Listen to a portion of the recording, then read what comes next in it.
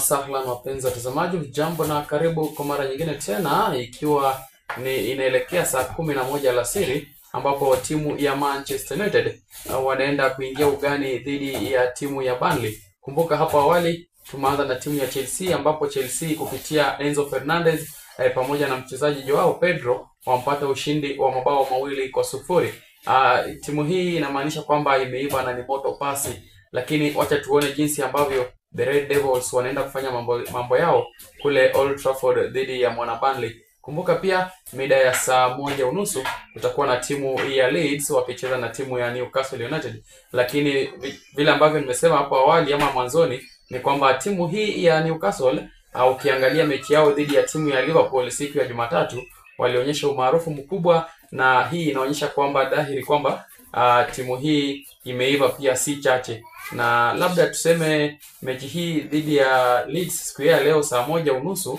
watapata ushindi mnono kwa sababu wana wachezaji wa tajriba ya juu na inaonekana kwamba watapata matokeo mazuri. Ni hayo tu kwa sasa mpenzi mtazamaji, tukutane pale Old Trafford tukikuonyeshea ama tukikuletea mbashara mechi kati ya Manchester United na timu ya mwana Burnley. Matokeo yatakuwa vipi?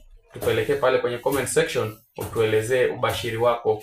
Nimekuwa wako balozi wa Manchester United, tuonane baadaye.